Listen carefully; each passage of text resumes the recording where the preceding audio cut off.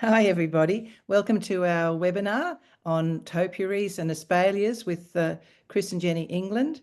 And just before we get started, just to remind everybody that this is actually, this is live, this isn't sharing the screen, this is actually filming everything as we go. So we've decided if everyone could keep themselves quiet or even mute themselves while Chris is talking, that will make him prominent on your screen. So if you select speaker view, you'll have Chris front and centre. Now, he's happy to take questions. So either pop the questions into the chat bar or perhaps raise your hand or just unmute yourself to ask a question that needs to be asked at the time. And Chris is going to talk about how they got started, how to actually create the espaliers that he does have. They've been doing this for about 25 years, so I think we're really talking to the experts here, and also just what sort of maintenance that they need. So if I can hand over to you now, Chris, that would be great. If you we'll see if it works if you start talking. All right, thanks guys. Hopefully you all can hear me. If any problems, let me know. But thanks for letting us be able to talk about our espalier plants. We've been doing it since 1999. We are located on the Mornington Peninsula in Victoria at a place called Baxter. We've been here around about 20 years, but we've been doing it for, it actually started as a hobby, probably about 30 years ago. How I started it, I still really don't know, but I was working on an orchard and I must have seen an espalier photo or possibly saw it on TV somewhere, and I thought I'd try some. I tried some apples, and I only did 5 apples one summer, and they sold at the orchard I was working at in Warrandyte, and then I did some more, and then I did some more, and so from 5 plants, I started doing citrus. Then I took my mum and dad's place in Warrandyte. They had a little horse arena. So I started filling that. So 5 grew to 50 to 100, and then just started getting busier and bigger. And I think too, it seems to be the small backyards sort of helped at that sort of stage. People felt like they could really want to grow some of their own fruit. So then I said I had a little career change, and I went and started working some retail nurseries, and I moved down the Mornington Peninsula from Warrandyte. And we started my mum and dad's place at Shoreham. And that had 5 acres. And then I started growing lots of citrus. And then I became a bit more known in the retail industry as growing espalier plants, especially citrus. A couple of really great retail nurseries throughout Melbourne, inner city Melbourne, where we tend to sell a lot of our plants because being in a city, there's lots more walls and fences, lots more higher density housing. And that seemed to sort of really take off. And we had obviously through the 2000s, we had some droughts, we had some recessions, and strange enough, that seemed to help our business. It seemed to keep growing quite well, and people had a bit more move to wanting to grow their own fruit and grow it in a flat sort of fashion. So it seems like in the housing industry, they want to grow lots more townhouses, lots more smaller high density sort of areas, and so that means there's more walls and fences, neighbours, so people can fill that void, fill that vertical space, which is what we're after. And then we got COVID. It was really good. So we grow a big range of espaliers, everything from citrus. And you see, so there's a few, we're going to have a little walk now and we'll explain about some things. We grow things on just a traditional wooden lattice, things like figs and other apple fruit trees, figs, apples, pears, plums, all that sort of fruiting deciduous plants. Then we go to things like citrus, like lemon, lime, orange, mandarins. Lime Tahitian is probably our biggest seller. People love that where they can use the fruit. Then we start doing things on Rio mesh, which is just the mesh you find in concrete. We do grow a lot of like star jasmine, some climbers, Parthenocissus or the Virginia creeper, which grows quite well, has beautiful colour, and just filling the whole area. So we do obviously do different pot size, different range size. We do some really big 50 centimetre on black lattice. So we paint the lattice black, and you really get that good contrast effect with the foliage and the leaf colour. And we do olive. So we do like a manzanilla or a calamata. We also do a very dwarfing one called Garden Harvest. And this is actually right now. It's actually doing its perfect flowering time. And it's when it's looking its best at the moment. Then we go into some formality. We're doing things like we decided to do like a little circle shape. So this is a lemon lime spire. That's a newer ginkgo out, and we've been training the plant up along this just on Rio bar steel rod. So all we do is get a plant and we train the new leader up along the branch, and we just keep pinching or cutting these sides back on the ginkgos. It keeps it quite compact. The whole idea is eventually you'll lose this middle through here, and you'll just have a big chunk of ginkgo. And when it actually in autumn, when it goes that yellow color, it's absolutely amazing. So that's something a little different we're trying. But then we try other little different things, like another ginkgo. This is from a JFT variety called Fanfare. Obviously, it's a bit different to lemon lime spire. It likes to be very flat, like your hand.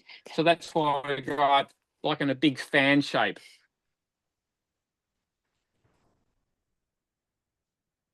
And from time to time, a lot of some nurseries who are promoting their plants like to give us a try some different plants.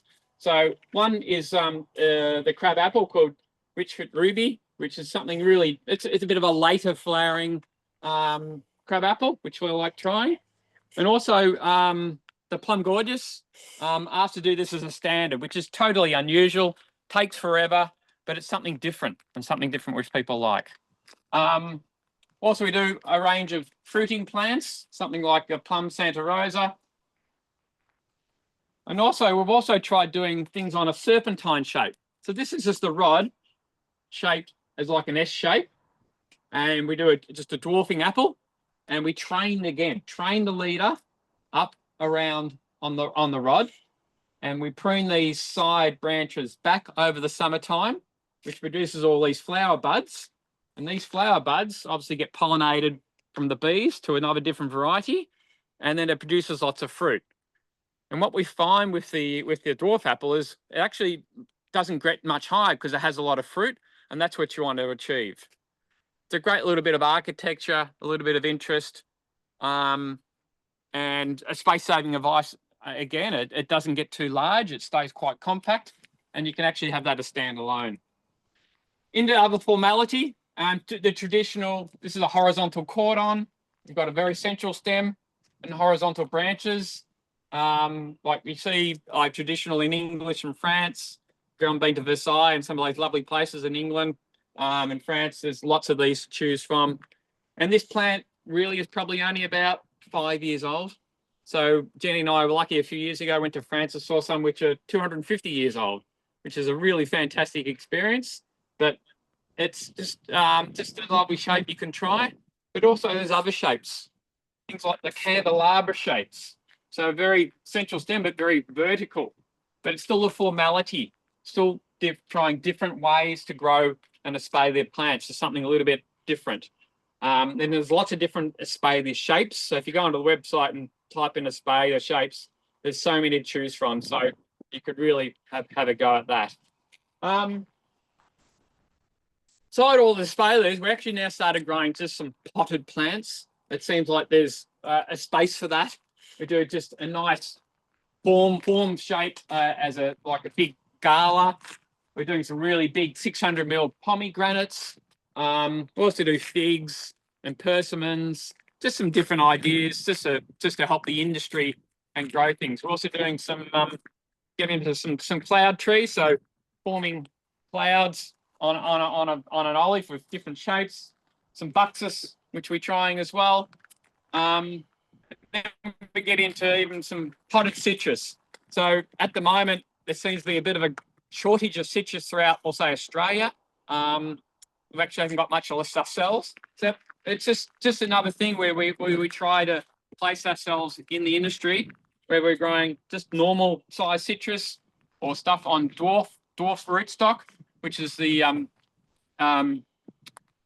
flying dragon rootstock. So it doesn't get so quite big, but it has fruit really early on. So these plants are only about 2 years old, 3 years old. It's already got nice sized fruit on it. As Jenny can see, and lots of flowering at the moment. It's a peak time for flowering in Melbourne for lots of citrus.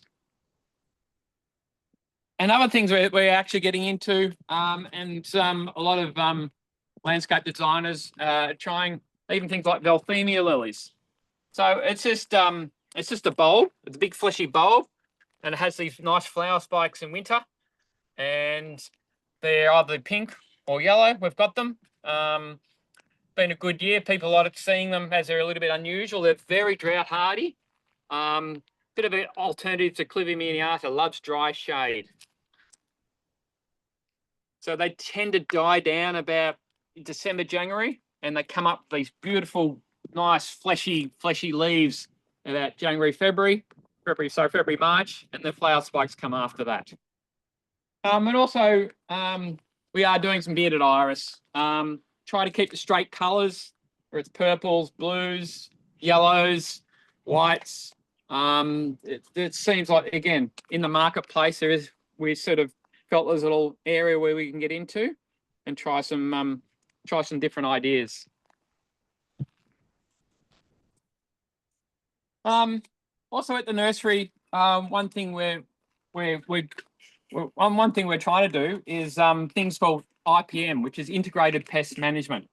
Basically, that means is we're actually putting good bugs, like these good bugs, into the nursery to kill the bad bugs.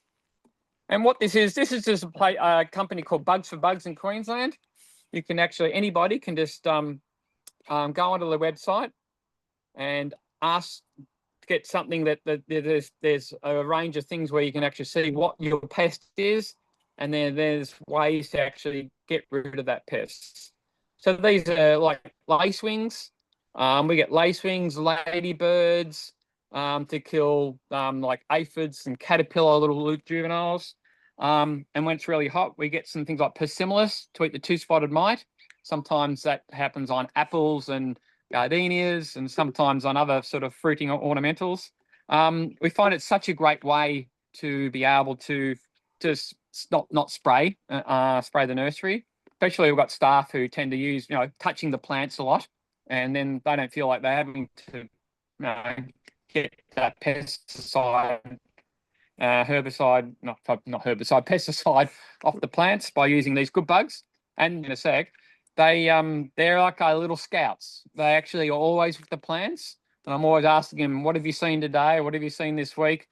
Because they'll see little ladybirds or little lacewings carrying their prey and what they've eaten on their backs and stuff like that. So it's really nice to see that. We feel really good. And what we've also done, we've planted little pots with nice little nectar plants, things like brachycomb and alyssum, where if they're not feeding on the really bad bugs, they can actually have a little feed on the nectar and stuff like that, which is find that's really helpful as well. Especially in Melbourne, sometimes they might not really survive the winter a little bit, but depending on the weather. So we do have about to start ordering some of the lacings because we had some aphids which floating around.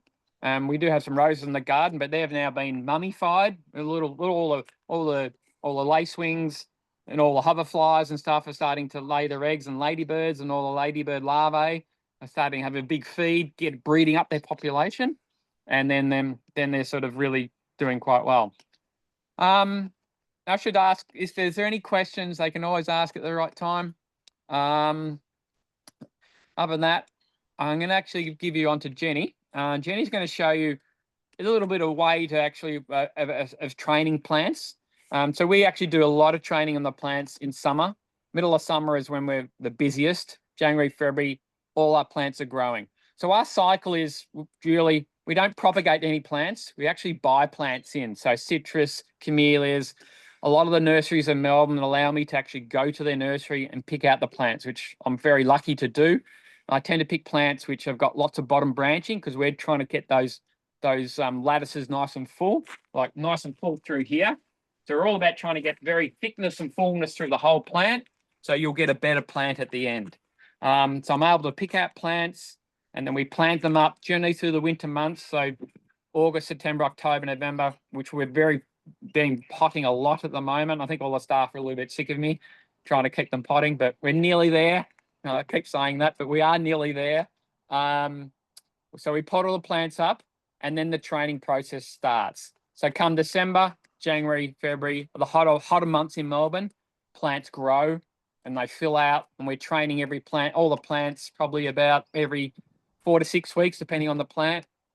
When we're totally full, we might have about 8,000, 9,000 espaliers in the nursery, which might sound a lot, but it is a lot because a lot of plants to take care of, which is a bit mind-boggling in February when they're all growing, but we get there. And by the end of summer, say February, March, we have, probably March, April, all our plants that we've actually planted are generally ready. So that's that stock growing cycle.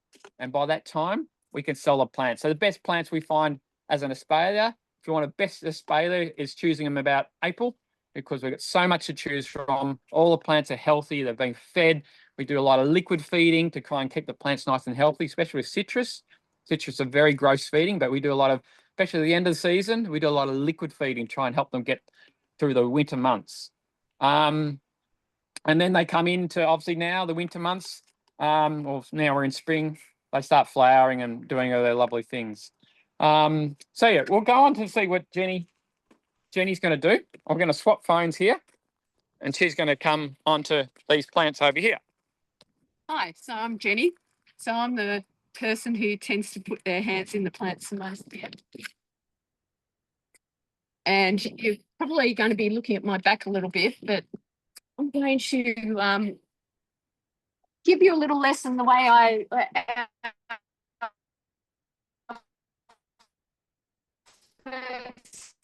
kind of teaching program. So I'm going to explain to you.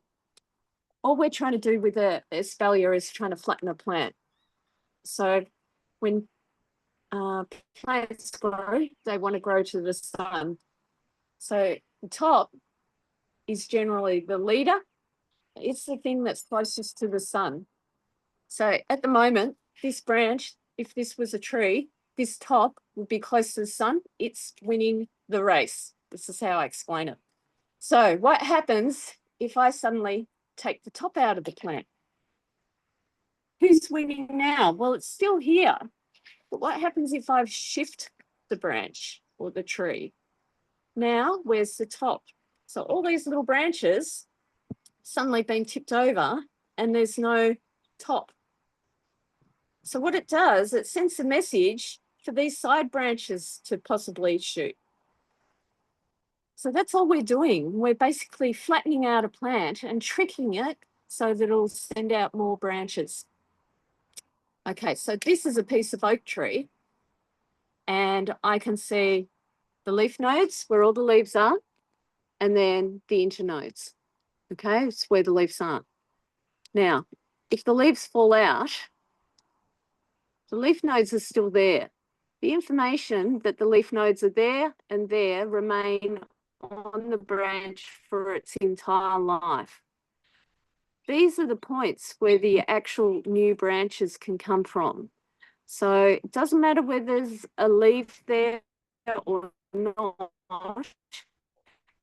There's always the information that's a possibility for the branch. And I'll just grab some secateurs. So if this is the top at the moment, if I want something to grow here, I can simply cut it off. And then these two leaf nodes are now the top of the tree, so they're more likely to grow. So what we do is pretty much just a process of trying to work out where we want our next lot of branches to grow and how flat we can get them. And so I'm on a camellia now, and you can see this quite easily. So you've got a big long branch, and so this would have been last year's branch, and then these are the new year's branches, so spring essentially. Okay, so whenever I look at a plant, I can tell a little bit of the history of the plant and I get an idea of what it likes to do. So I can see with this camellia, it's quite happy to shoot a big long shoot, but only the last few areas will start to shoot side shoots. So you can see now, if I take that leaf away, I've got a big space here with nothing in it. And then I've got so it's top heavy. It's got all these branches at the top and nothing in the middle. So if I leave that, nothing will probably grow here at all. It'll put all of its energy in the top. That's fine if I've got something like a formal, but what happens if I've got an informal and I need all of this to fill out? Basically, cut off the top. So I haven't killed the tree, and that's the most important thing to remember. People are very scared to prune. I always say, every time you make a cut, it's an opportunity for new branches to grow. So what we've done is we've taken off all the top heavy branches, and we're going to engage some of those little spots. So if I turn this branch, you can see that would have been leaf. And then if I go to the top and I'm turning again, that would have been leaves as well. So there's 2 spots, 3 spots that have new branches that can come out. Now, all I'm doing when I'm putting it against the lattice, so I've got a red rose here, and all I'm doing is I'm placing something like this and I'm trying to flatten it out. So this one has been probably potted for about 6 months now. So you can see I cut it here and it's shot out again. And at the moment, it's just shooting one branch. So I can do 2 things. I can either recut it here to try and push something out here, or I can just simply take all the tips out of the existing branches and try and encourage some side growth. Okay. Now, I've got a space down here that doesn't have too much to it. And I've got a branch here that's got 3 little branches. So one's hiding behind. So we've got one branch here. We've got one branch here. And there's one branch behind. And I've got a bare space here. So what I can do is I can actually space out all the branches and then clip them.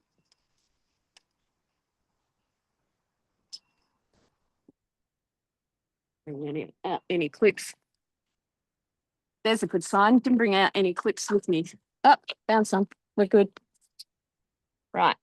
So now I've clipped those 3 branches. I've spaced them out fairly evenly. And now I'm just tipping them because I want them to grow more branches. So every time I do that, I continue the chance of more branches to be clipped out, to grow out. Sorry, wrong word. Right. So all I'm doing with this is just trying to space the branches. So you can see with this top one, I am going to tip it on the side.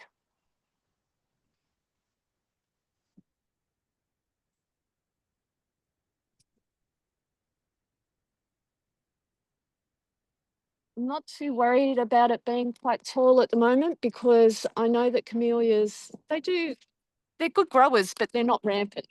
It's not like an olive, which is going to take off on me. So I'm not too worried. My main thing at the moment is to get a little bit of structure in and to make things nice and flat.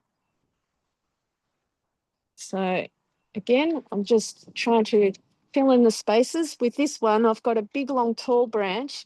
So what I can do is I can turn that over a little bit further. Flip it there. Flip it at the end. Now, if I have got, I just was talking about olives, for example, that are quite good, really good growers. If I've got all my growth growing straight to the sky and I need things to be filled out at the side, all I need to do, so olives tend to be very upright, all I need to do is pull it over on the side, and that will actually slow down the growth.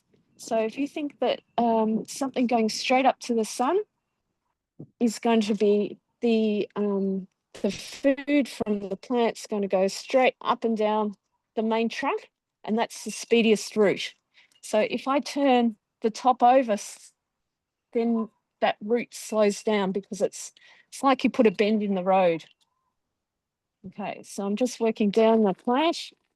Sometimes I'm really paying attention not to clip the leaves, because if you put a clip through the leaf, then you're wounding it and it just doesn't recover.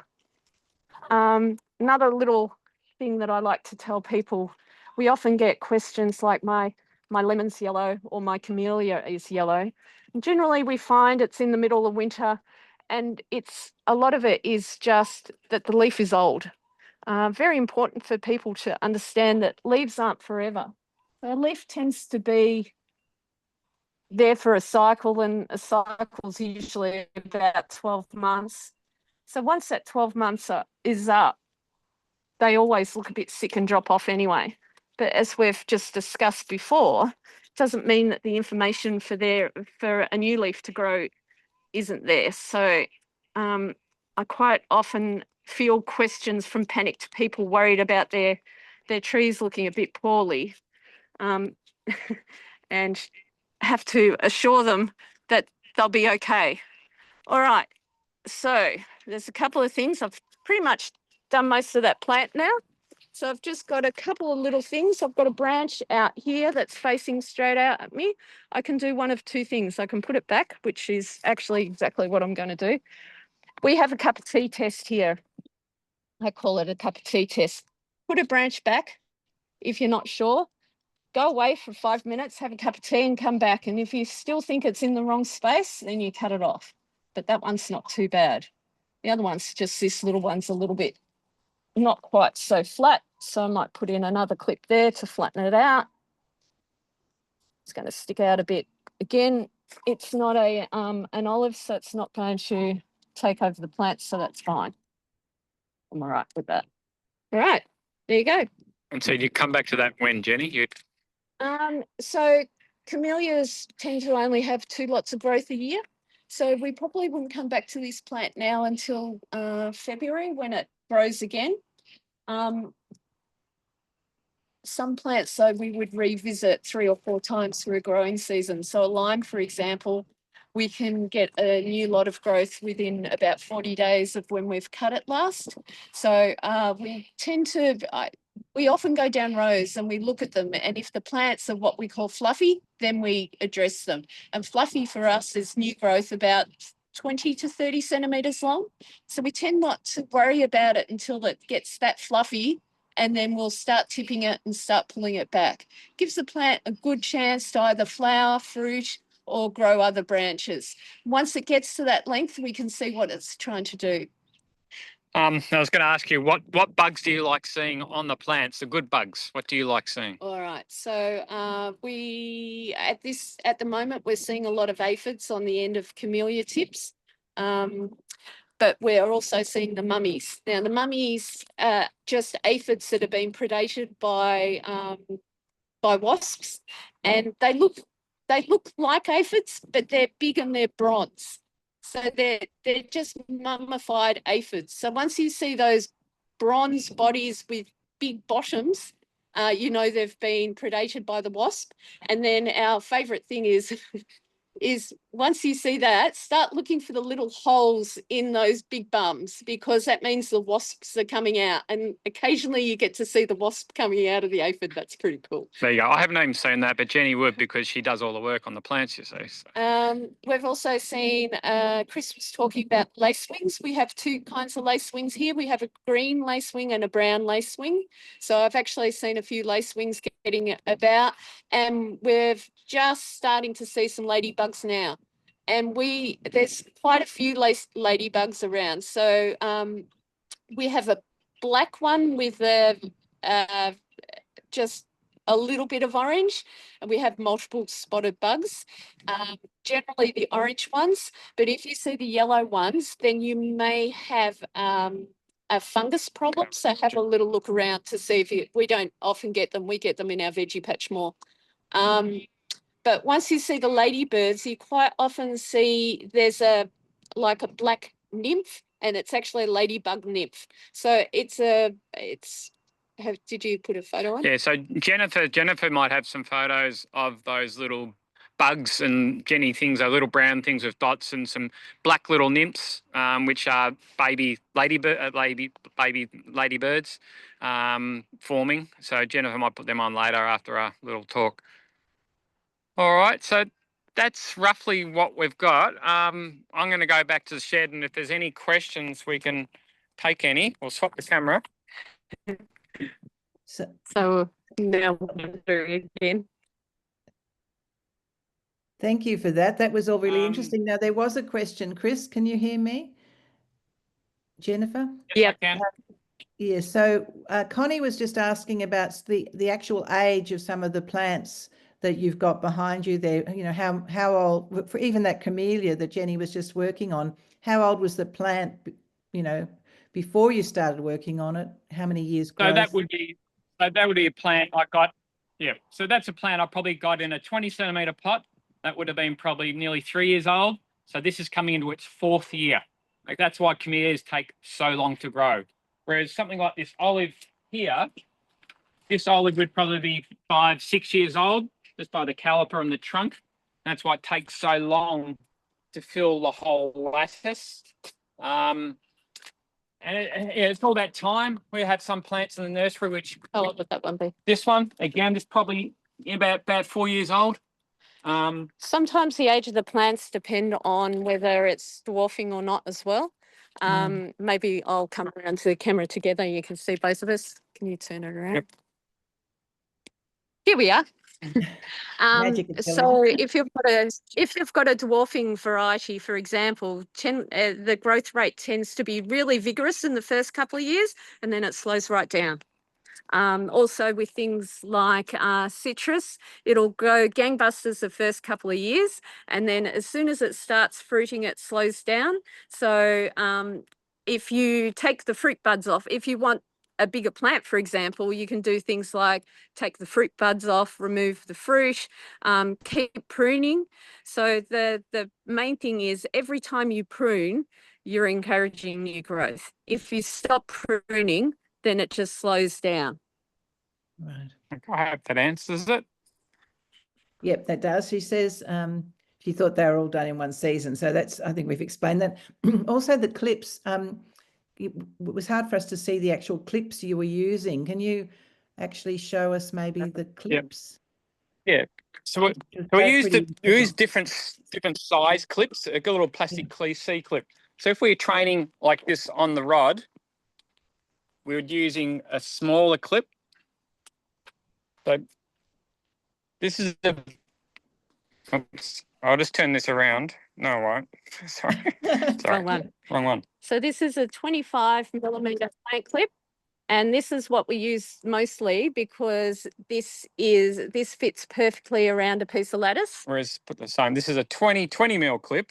So you can probably see the difference. Oh, yes. And we use this for things on Rio mesh or on the Rio rod behind us. It just clips closer to the actual structure. It will depend on how big the branch is as well, and how thick the branch is. Yeah, and Steve wants to know: are you doing any native plants, or have you got plans to expand into natives for espaliers? I've tried lots of different plants over the journey. I have tried native plants. I did Banksias and bottle brushes many years ago, and it's terrible. It is, yes, some worked, but the bottom line is they didn't sell, and that sounds terrible, but maybe people still like the grow your own fruit, or it's a bit of torture on the plants. In saying that, I still grow a waratah on an espalier, which is my favourite flower, and waratahs do work to a certain extent. They are chunky. You have to try and keep the new branches back, but they can be done. And lots of espalier plants can be done, but some things, getting back to the whole business cycle, is you want them to sell in the long run, and that's where we've tend to stuck with the citrus and fruit trees and camellias and stuff. We actually found that So there was a couple of issues with native plants because we have quite a few natives on the property, so we love a native ourselves. Things like Isopogon formosa, for example, was a fantastic espalier. We had two problems predominantly. People didn't think that they should prune natives, which that's changed a little bit now, but but that's slowly changing, so that's good. And then again, it was the price point, because with our plants, we've got them for so long that it just wasn't viable for us to have them and sell them at a discounted rate. We might have to revisit that again, though. Who knows? Yeah. We grow a few ourselves just for our own pleasure, but yeah, they tend to they're not received so well in the outside world, which is a bit sad. Well, that's a very good answer, actually. And I'm sure now people are thinking, oh, I'd like to see that Waratah espalier. Yeah. I've just picked the flowers off it, so I've just made it look void. Yeah. But it has some beautiful red Waratahs, which I've picked to put in a nice vase inside. Flowers are beautiful inside, though. It's certainly inspiring. I know a guy down here where I'm in Tasmania is growing Waratahs for hedging. Yep. Which, you know, is going to look spectacular in a couple of years. Yeah. Plants are very versatile, which is fantastic. Yeah. The interesting thing we've found with the Waratahs is they're actually one of our biggest water uptakers. They're much less hardy than something like an olive, which we've found very interesting. That is interesting. And sad, because I've killed a lot of Waratahs. Now, just moving on from the Waratahs, Judy just wants to know where you predominantly sell your stock. Is it all over Australia or mainly Victoria? And she also wants to know just a bit about the background to the business. How many staff do you employ? Okay. So we do really go more around Australia. We are accredited to send to Tasmania and Western Australia. Western Australia's freight is very expensive, so we don't do much there. But we have sent plants as far north as Cairns, which is scary, but they still went there and they're still growing really well. So it's exciting to see our plants go to nice and new, interesting places. It means maybe a place we can go and visit. So who do we sell to? Really, retail nurseries. Yes, we do sell most to independent nurseries and to Bunnings as well. And landscapers. Landscapers make up a big part of our business too, because they tend to like a lot of our really bigger espaliers, which is fantastic. They tend to do some of the bigger, nice big developments, and that's fantastic. So we've got a good little mix. We're not all just in one area, and that's great. So with staffing wise, obviously you've got me and Jenny full time. Me probably more full time, which Jenny hates. But we have about no domestics. No domestics yet. We're doing all right. We have generally three to four staff. We might hire an extra one for the summer. And what we're finding, which is fantastic, we get a lot of student groups coming through from Homesglen or some Chisholm, and they come around, and sometimes we're actually lucky to get one of those who are really interested in our work, and they might do a summer. So they'll learn the whole art. Jenny teaches them, and they'll do a whole summer with us. So that might boost us up to 6 over the summer months. But during the winter, strangely enough, the plants stop growing, which is sometimes when Jenny and I might get a chance to have a little break. But then it gets a bit tricky because we're doing a lot of potting, but because the plants aren't growing and everything's been clipped, we nearly not run out of work. But it's just a tricky time in the industry for us. Is maybe we try and get the staff to have work a day less or something like that. But that's just a cycle in some nurseries, especially us because we don't propagate. Yeah, we also we have a lot of mums doing mum hours, so it's kind of perfect for us to be able to do the 10 until 3. So mums can go home and pick their kids up on the way home, or drop them off at school and then come to work. So we're always quite happy to do things like that. We find the flexibility suits all of us. That's always good too. It's good. Thank you. And now Connie actually wants to unmute and ask quite a few questions. So Connie, do you want to do that so we can hear from you? We'll get you up. Yeah. screen, of course. Stand in front of an Hi. Hi, thank you so much. I had a few questions.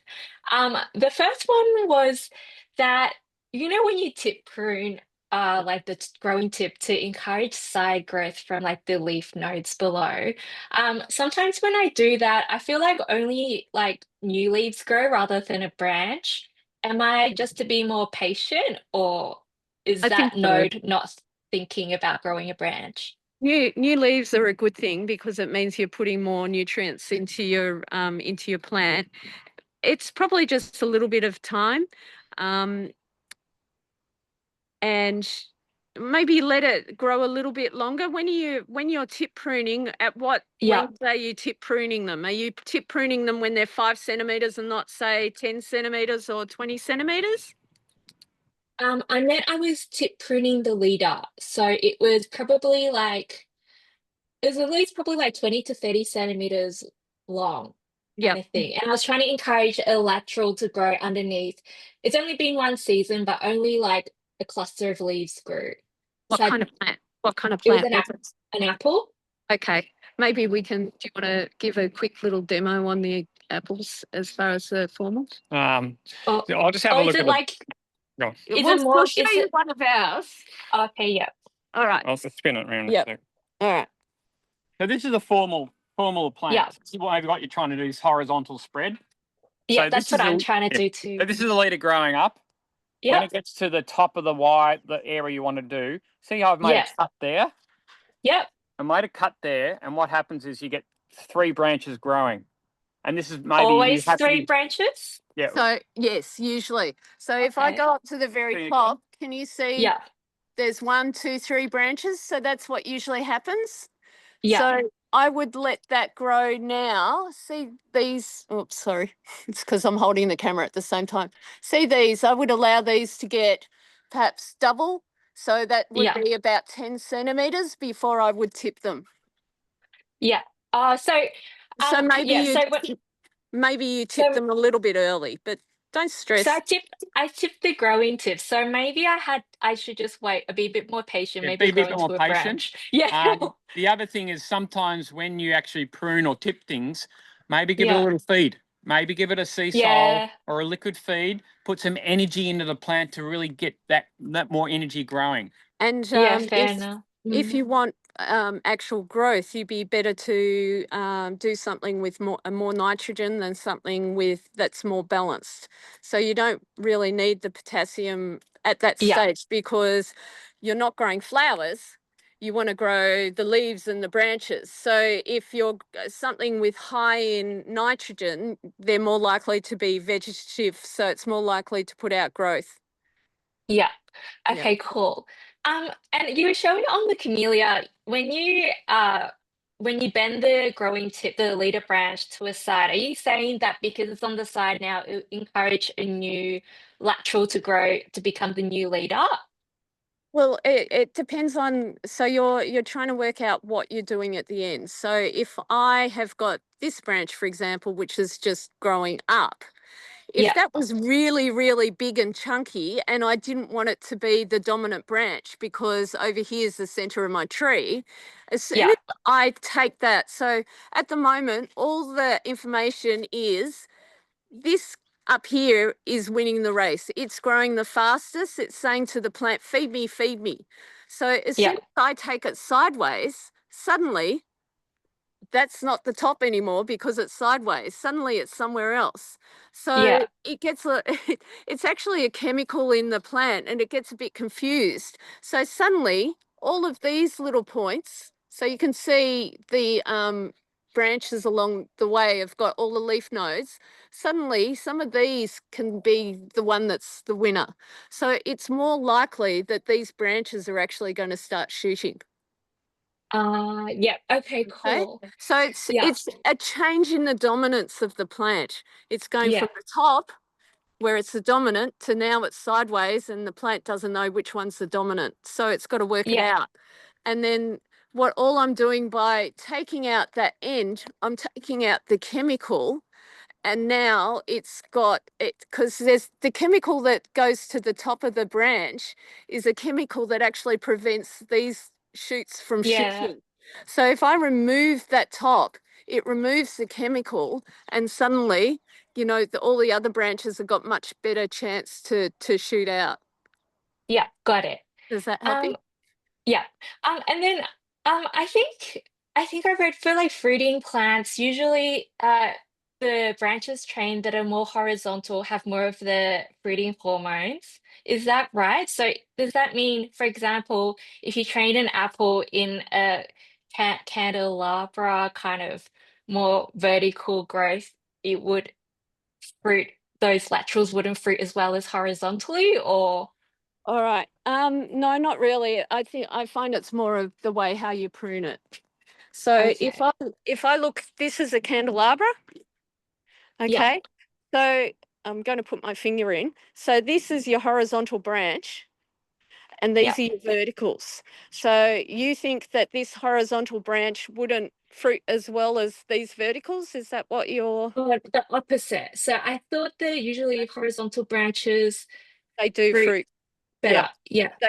They fruit really well, but if we have a close look at this now, you find that, so this tree is probably 1.5 meters tall, and Yeah. about it's close to 1.5 meters wide too, to be honest.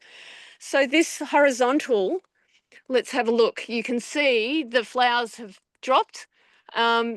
So we've got an idea of what the fruit set is, and we've actually got a really good fruit set along here. Mm. Okay, but if I go vertical as well, it may not be quite as much, but you can see we've still got a really good fruit set. So you can see all of the Interesting. flowers. So quite often with fruit trees, it's much more about these spurs and forming these spurs. So on this little branch, you can see that's the first pruning point. So the branch grew and we cut Yeah. it. Then it grew again and we cut it. But at this point, you can see something's happening. See how this is thin and straight? All of a sudden, this is starting to fatten up. Can you see the difference? Yeah. But it fattens like, I always call it a pregnancy, because I think it's a good way of saying it's like a little round belly starting to happen. It's not wanting to go straight to the sky. What it's doing, it's developing the fruiting spur. So this becomes the fruiting spur, and suddenly that's where your flowers are. And you can see we've got 1, 2, 3, 4, 5 pieces of fruit. Now, going back to your vertical versus horizontal, so that's what I want to see. And it doesn't really matter whether it happens on the bottom. So Yeah. first of all, this bottom branch occurred a year ago, and these verticals are much slower to form. All right. So this is older than these bits. So this will Yeah. have a better fruit set than these ones just because of pure age. But Mm. there is more than enough fruit set here. And to be honest, I would like to see probably 1/3 of the fruit that's on this tree. So we'll monitor this tree now, because if every one of those fruit buds set and stayed on that plant, it would be too much for the plant. Yeah. So you can see how much this is, what, my hand length, and I can see 8, another 5, another 8. You know, so already we've got about 30 pieces of fruit just in this small area. So you can imagine Yeah. 30 full-size grown apples on that would be too much. So if we go back to your original question, yeah, more fruit down there at the moment. So 1, because of age, 2, because, so you'll also get fruit there because of that. Yeah. If I give Cool. you And just one last question. Is there any Yep. fruit tree you wouldn't espalier, or you can't really think of any? I'm looking at Chris now. We've tried some, as I said, we've tried some amazing things. We've put some snow gums into the Canberra Botanical Gardens. That's not a fruit tree. Fruit tree. Sorry, I'm saying fruit tree. We do find different trees. Act differently. Yes. So Yeah, here we are again. So things like a cherry, it can be done a horizontal cordon, but I've done it as a fan shape. Same with fig, because and apricots. And Some different ways, but no, most fruit trees we've done figs. We haven't done haven't done kiwi fruit. grapefruits tend to pull branches off, but because they're really so they're big heavy. fruit. Oh, yeah. But Really, you can try anything, anything you want. it quite often is much more what form we make the espalier. Mm. So if we're doing an apricot or a nectarine or a peach, for example, we tend to prefer them in a fan shape because it enables you to take full branches out without losing the shape of the tree. So if Yeah. you were taking a full branch out of this, so if we had to suddenly take this branch out, then we're losing all of our plant. Whereas if we're taking a big leader out of one of these, you've still got a fan and you've got your fruit still for the next year. Yeah. Awesome. Okay, thank you. That's all from me. All right. All right. Sorry, we're playing tango with the phone. Thank you for that. Are there any more questions? Because I think you've really done a brilliant job, and thank you for all those questions, Connie. They were very interesting. Sorry, my dog's out there barking. You can probably hear that. Okay. No, we can't. All right. Oh, that's good. Yeah, so any other questions? Otherwise, I think we can say thank you very, very much. A real eye-opener. Judy, did you want to say something? No, I just wanted to say that Chris, when I talked to Chris earlier in the week, he was worried about whether they would, when I said, oh, you've got an hour probably, and he said, an hour? He sounded so horrified, and here an hour's gone by, and it's been Where did that go? Yeah, Where did that time go? That's a big day a big lot of time in your day, and we are really so very, very grateful. So thank you very much, and thank you for sharing that wonderful expertise. It was just fabulous. Thanks for having us. No, it's good to be part of it. It's always something different to do something like this, and puts us out of our comfort zone, which is a bit scary. But, We talk to plants more than we talk to people. Well, you thanks, can guys. have a well-earned cup of tea now. Thank you. And of course, this webinar will be up on our website. So if you missed some of the information, or if you want to tell other people about it, the website, the Horticultural Media website, will have the webinar up very soon. So thank you everybody for coming, and thank you particularly to Chris and Jenny for sharing so much information. Yeah, Wonderful. Thanks, guys. Thanks a lot. You can Bye for always now. contact us via our website as well. We're always happy to answer questions. Thank you very much. All right.